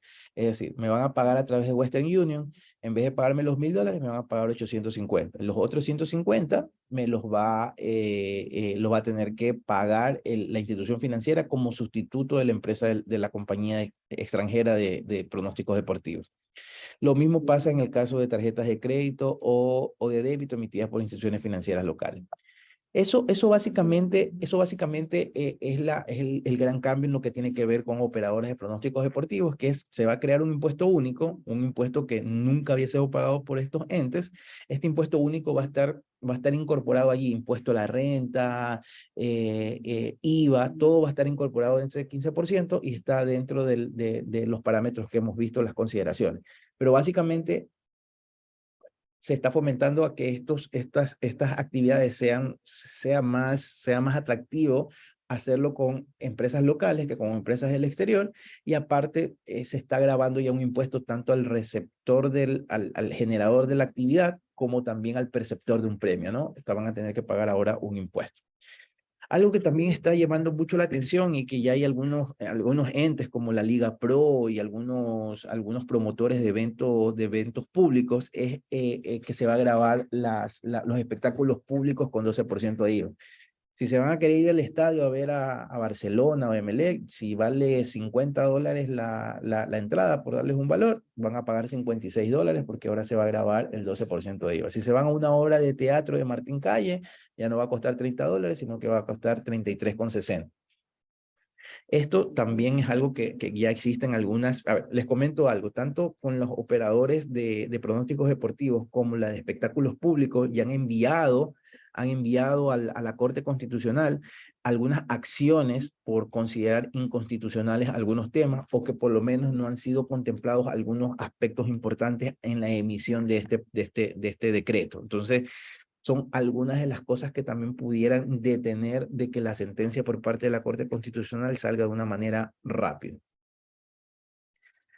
Ok, negocios populares. Algo muy importante, ya había salido una sentencia con respecto a negocios populares y era el tema de que existían muchas personas que tenían ingresos que tenían ingresos menores a $20,000 eran considerados un negocio popular y tenían que pagar $60 flat, o sea, no había una discriminación progresiva de acuerdo a los ingresos que se hubieran generado. Entonces, esa progresividad de la normativa tributaria que está promulgada dentro del Código Tributario, dentro de la Constitución, no se cumplía. Por eso hubo una sentencia por parte de la Corte Constitucional en donde decía que eso era inconstitucional. Basado en esa sentencia que dejaba sin peso el tema este del cobro de un impuesto único hasta un ingreso de $20,000, salió este nuevo cambio en lo que tiene que ver con negocios populares y ya me genera una tabla, ¿no? En donde me dice que personas que reciban ingresos de $0 a $2,500 no van a pagar ningún impuesto, ¿no? Y esta tabla va migrando por diferentes rangos hasta que llego a las personas, negocios populares que tengan ingresos de $15,000 a $20,000. Si tengo ingresos de $15,000 a $20,000, ya voy a pagar una tarifa de impuesto a la renta de $60, en la cual está incluido todos los impuestos, tanto IVA como impuesto a la renta. ¿Ok? ¿Qué temas importantes hay también dentro de esta reforma, dentro de lo que es RIMPE y negocios populares? Se excluye a los artesanos del régimen RIMPE. Los artesanos estaban dentro del régimen RIMPE y de acuerdo a este cambio ya los artesanos no van a poder ser parte del régimen RIMPE y van a ser parte del régimen general. Segundo tema importante, se dispone que los negocios populares pueden emitir notas de venta o facturas a su elección. O sea, acuérdense que antes podían solamente emitir notas de venta, ahora puede ser cualquiera de las dos, nota de venta o factura a la elección del negocio popular. Se plantea reformar la fecha de declaración y pago del impuesto a la renta a los contribuyentes RIMPE a junio de cada año. En la actualidad se realiza en marzo. O sea, el negocio popular pagaba su impuesto a la renta en marzo, ejemplo, el 2022 se pagó hasta marzo del 2023. Con esta reforma se espera que el impuesto a la renta del 2023 se llegue a pagar en junio del 2024. Transferencias de bienes y servicios de los contribuyentes RIMPE negocios populares graban tarifa 0% de IVA. Todos los negocios populares que le emitan una factura debe estar grabado con tarifa 0%, por más que el servicio sea tarifa 12. ¿Ok? Digamos que lo que están dándoles un mantenimiento a una computadora o un mantenimiento a un aire acondicionado y digamos que están en un régimen RIMPE, ese servicio va a estar grabado con tarifa 0. ¿Ok? Ya no se va a tener que hacer esto de que voy a tener para poder tener derecho al crédito tributario, emitir una liquidación de compra, grabarlo con el 12% y tener derecho al crédito tributario, eso ya no se va a poder aplicar. ¿Ok? Muy claro, RIMPE negocios populares, tarifa 0 van a ser sus actividades. Los sujetos pasivos RIMPE negocios populares se mantendrán en el régimen mientras conserven esta condición. Entonces, si yo ya superé dentro del periodo, los $20,000, por ejemplo, yo ya no puedo ser RIMPE negocio popular, sino que tengo que ser RIMPE emprendedor. Tengo que tomar esto en consideración.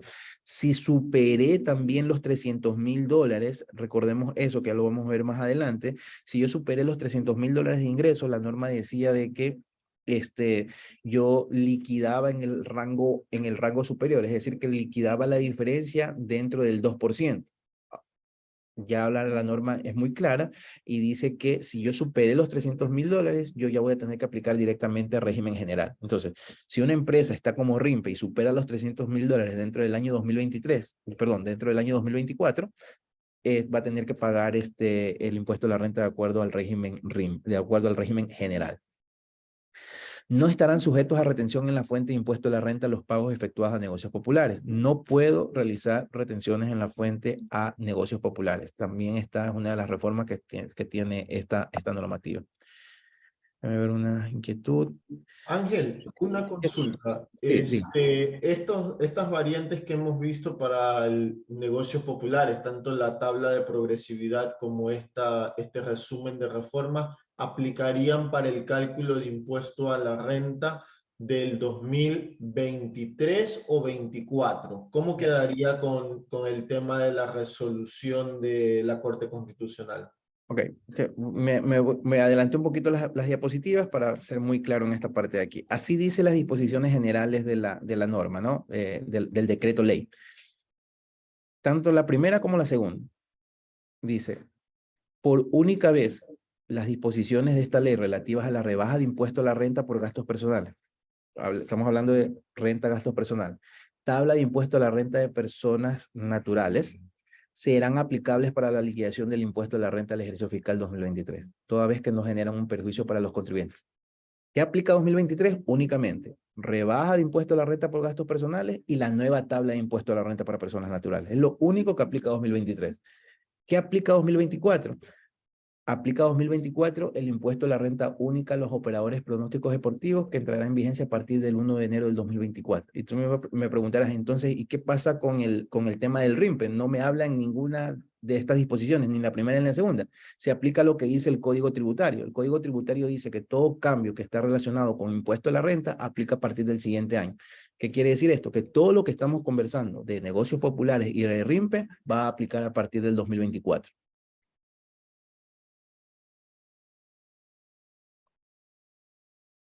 Sí, estimado Antonio, sí le quedó claro esa parte. Sí, Ángel, totalmente. Sí, o sea, ya van a decir, sí, van a pasar 6 meses y capaz que me voy a olvidar de todos los temas que estamos conversando en este momento.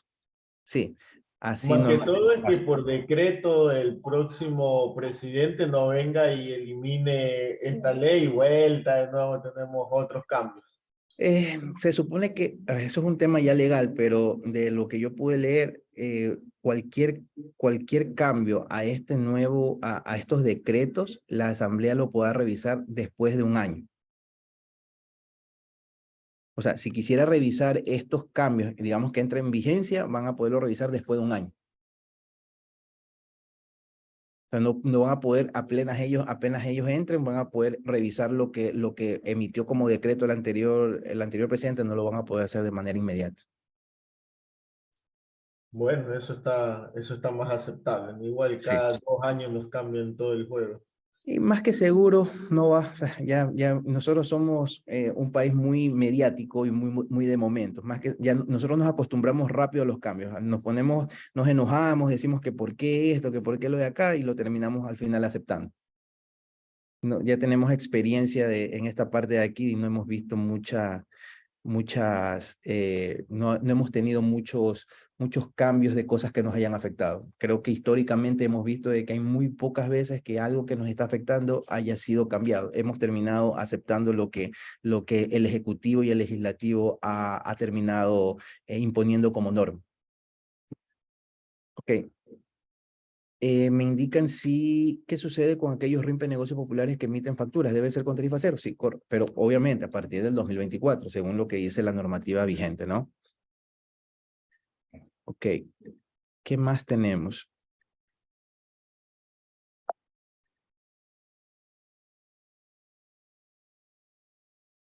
Sí, a ver, el último punto dice, no estarán sujetos a retención en la fuente de impuesto a la renta, los pagos efectuados en negocios populares. Exclusiones del régimen, esto es algo muy importante y miren, se adicionó lo que está con azul, ¿no?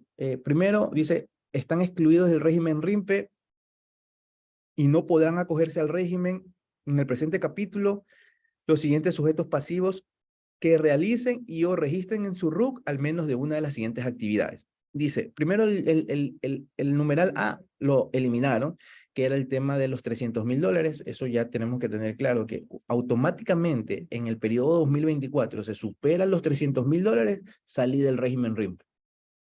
Ya estoy en régimen general. Eso, primer punto a tomarlo en consideración si aplicamos esto 2024.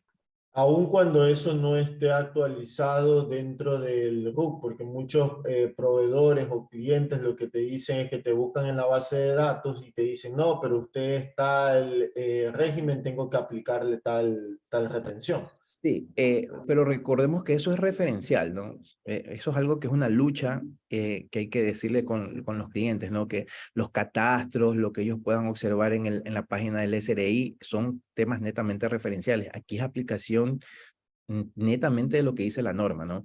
Si yo ya sé que superé, ejemplo, si yo tengo ingresos y por A o B motivo en el mes de septiembre superé los $300,000, yo ya estoy en régimen general.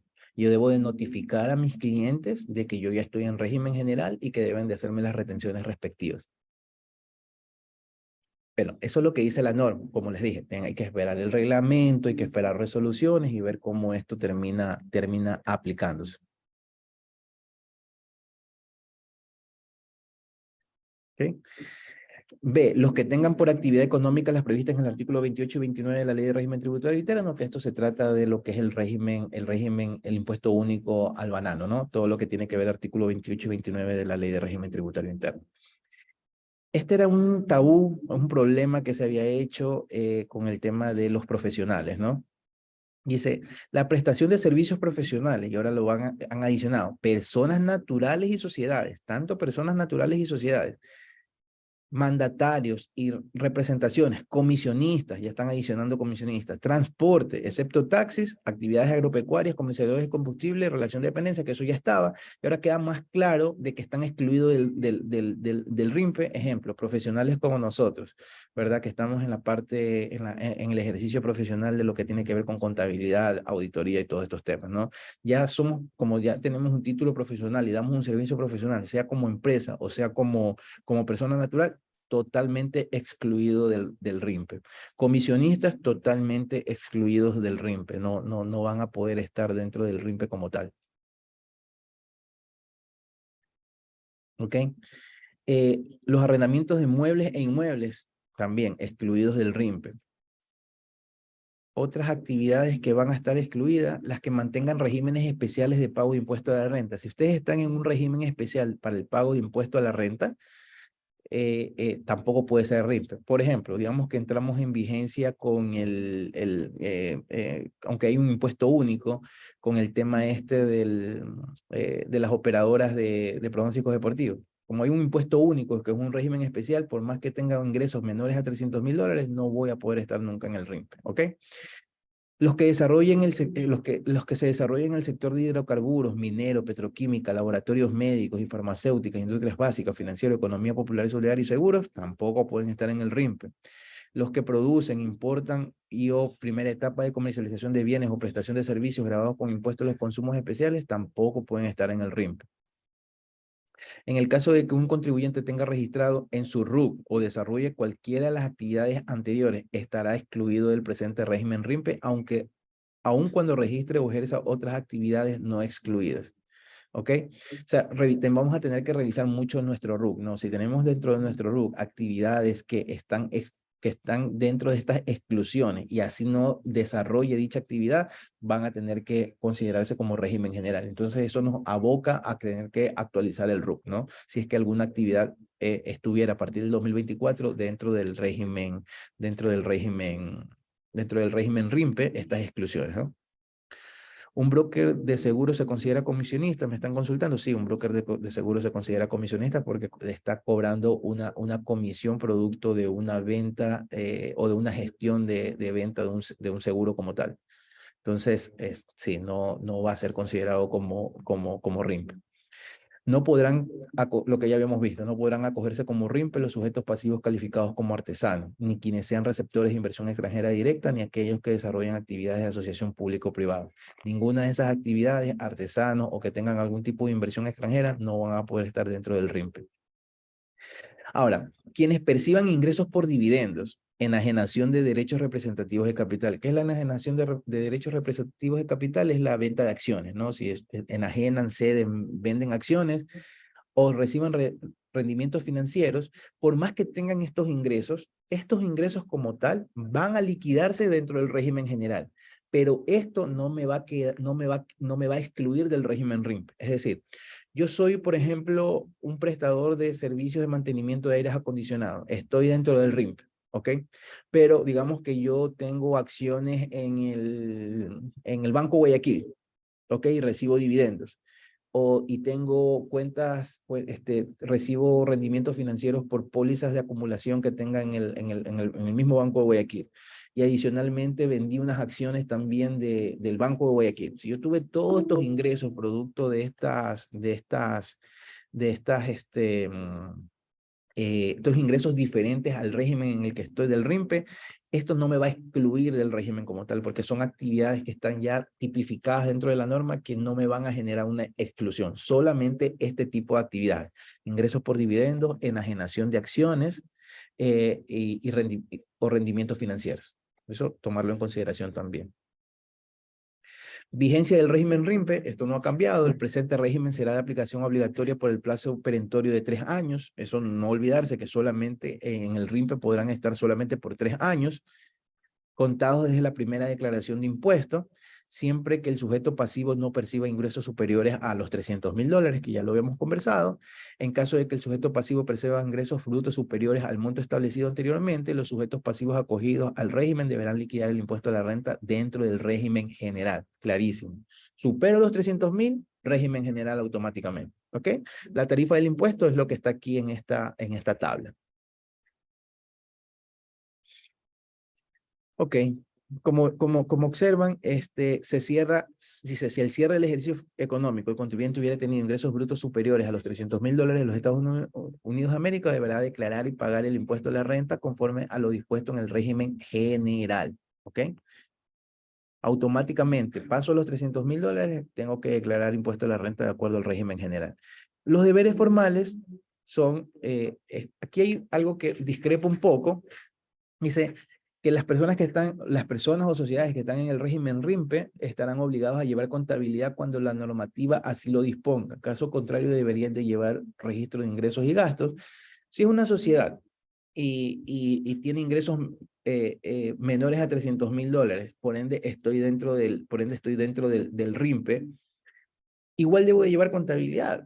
¿Por qué? Porque yo estoy obligado a presentar información a la super de compañías, ¿verdad? Porque ya soy una sociedad, salvo que estuviera en un régimen, que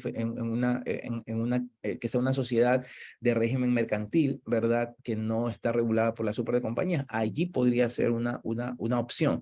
Pero las que están reguladas por la super de compañías o por el mercado de valores y tengan menos de $300.000, van a tener que, por más que estén en el RIMPE, van a tener que llevar contabilidad. Creo que por eso pusieron esto de que cuando la normativa así lo disponga.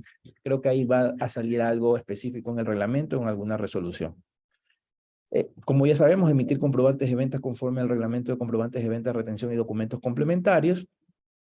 Y los sujetos pasivos bajo este régimen no se encuentran obligados a... Miren, esto también es un cambio importante. Dice que los sujetos pasivos bajo este régimen, o sea, el RIMPE, no se encuentran obligados a actuar como agentes de retención del impuesto a la renta ni el impuesto a valor agregado. Sin perjuicio de lo expuesto, observarán lo previsto en el artículo 92, numeral 2 del reglamento. Ok. ¿Eso qué quiere decir? Que en estos catastros que salían de quienes eran agentes de retención, ya no deberían... O sea, técnicamente no deberían de estar empresas bajo el régimen RIMPE, ¿verdad? O que estén dentro de estos catastros, pero volvemos a lo mismo, el catastro es referencial. Entonces, si yo soy una compañía RIMPE como tal, yo no voy a ser un agente de retención. Puede ser que actualmente existan muchas compañías RIMPE que son agentes de retención porque están dentro del catastro de agentes de retención. Con esta nueva disposición que aplicaría a partir del 2024, saldrían de esta obligatoriedad de ser agentes de retención, salvo lo dispuesto en el artículo 92, numeral 2. Esto es un tema importante, miren, y yo los invito a revisar el artículo 92, numeral 2. Existen algunas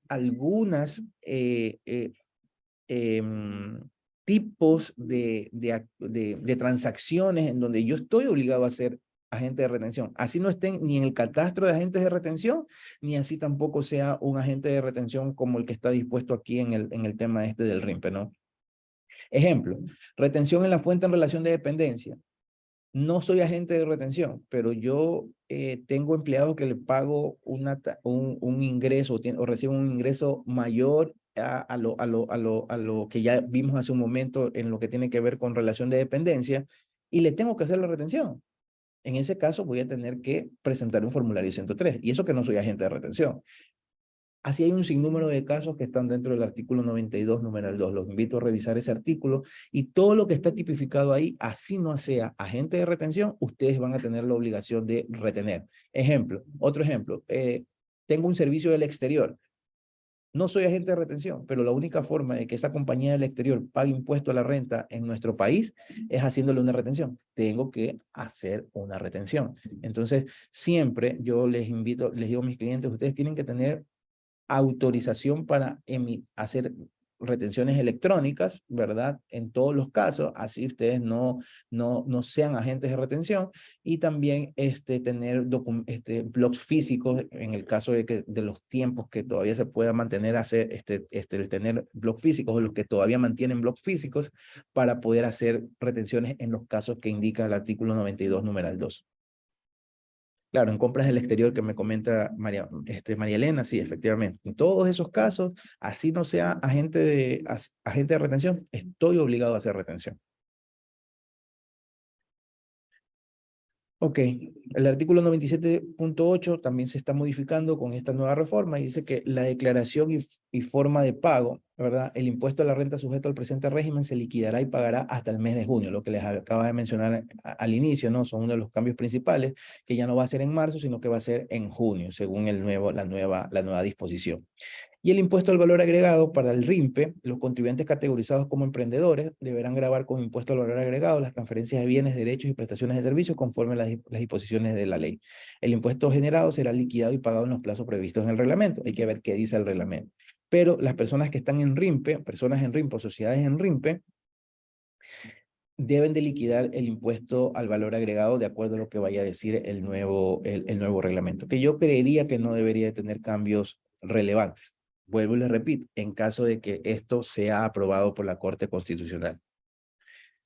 Retenciones en la fuente. Los pagos efectuados a contribuyentes categorizados como emprendedores estarán sujetos a retención en la fuente, impuesto a la renta e impuesto al valor agregado en los porcentajes mediante resolución establezca el Servicio de Rentas Internas. No se realizará retención alguna de impuesto a la renta ni impuesto al valor agregado a los contribuyentes categorizados como emprendedores, cuando los pagos se realicen a través de tarjetas de crédito, débito, convenios de recaudación o de débitos u otros medios electrónicos de pago. Y las disposiciones generales que hemos visto. Realmente esta nueva ley, esta ley orgánica de fortalecimiento familiar, no es una ley muy amplia, es muy corta, pero hay muchos cambios, más que todo en lo que tiene que ver con la rebaja de impuesto a la renta para personas naturales, lo que tiene que ver con los organizadores de las empresas de pronósticos deportivos, el IVA 12% de los espectáculos públicos, y los cambios que hemos visto de lo que tiene que ver negocios populares y RIMPE emprendedores. No olvidar, la ley no está vigente. Sigue vigente para la rebaja de personas naturales lo que acabamos de ver, dentro del webinar, que es la ley post-COVID, que es la ley de desarrollo fiscal. Sigue vigente hasta esperar que salga esta nueva ley, si es que sale. Ok, segundo, todos los cambios que tienen que ver con RIMPE y tienen que ver con negocios populares van a aplicar a partir del 2024. Todo lo que tiene que ver con, todo lo que tiene que ver, por ejemplo, el IVA en espectáculos públicos va a ser a partir del mes siguiente de que se promulgue el decreto ley o sea aprobada la sentencia, porque es un impuesto mensual. Y el impuesto único a los operadores de pronósticos deportivos también aplica a partir de enero del 2024. Esto es lo que quería un poco interactuar con ustedes. Ha sido, si tienen alguna duda, alguna inquietud con los temas aquí planteados. Antes de que por favor terminar el webinar, voy a pasarles en este momento a través del chat, les voy a pasar si a alguno no les llega el archivo, me pueden enviar un mensaje de texto o un mensaje por WhatsApp o enviar un correo electrónico para enviárselo por correo. Sin embargo, se los voy a enviar en este momento por esta vía para que de todas maneras ustedes tengan la información. Hola, buenas noches, Ángel. Yo tengo una consulta. Sí, dígame. Tengo un caso que justo me salió hoy. Un contribuyente en una empresa SAS, está como RIMPE emprendedor. Nosotros le facturamos unos equipos, factura de $800,000. Me dicen que ellos no están obligados a hacerme retención por el tema de que son RIMPE emprendedor y bueno, la empresa tiene apenas un año, va a cumplir 2, esa empresa. Y ahí, ¿cómo yo aplicaría, muy aparte de que se entre en vigencia la nueva ley? Usted le está vendiendo a ellos. Hola.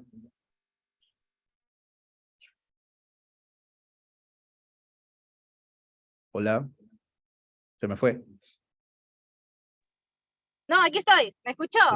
Sí, a ver. Por el tema de la retención me preocupa un poco. Pero usted le que está no nos vendiendo. quieran Usted me dice que usted le está vendiendo $800,000. yo le vendí unos equipos, tengo una factura y bueno, esperaba la retención, pero me dicen que como ellos son RIMP Emprendedor, una compañía SaaS, Ujú. no son agentes de retención y bueno, pero por el Ya, pero, monto también. sí, a ver, eso no ¿Habría le, algún eso es, inconveniente? no, porque el agente de retención es el que tiene la obligatoriedad, de acuerdo a su facultad, de hacerle o no hacerle retención. Si él no es agente de retención y tiene esa facultad de no agente de retención y no se lo hace, no le va a afectar a usted en nada, ¿verdad? Porque al final usted va a recibir $800,000, por decirlo, lo va a recibir neto, sin ningún tipo de retención, y usted cuando liquide su impuesto de la renta, va a liquidar sobre los $800,000 sin tener una retención. Entonces, ¿qué quiere decir? Que cuando usted liquide su impuesto de la renta no va a tener un crédito fiscal. Al final no va a tener usted una afectación. Gracias, Ángel, esa duda tenía. Sí, no se preocupen, para servirle. Bueno, déjenme enviarles la información en este momento, por favor. Ejercicios prácticos. El material webinar. Perfecto. Espero que me confirman si reciben el archivo, y los que no reciban el archivo, pues nos pueden enviar un correo electrónico y con mucho gusto se lo podemos remitir. Para nosotros como firma, como Tax Financial Líder del Ecuador TFL S.A., ha sido un gusto poder tener este conversatorio en donde hemos podido conversar algunas dudas, algunas inquietudes.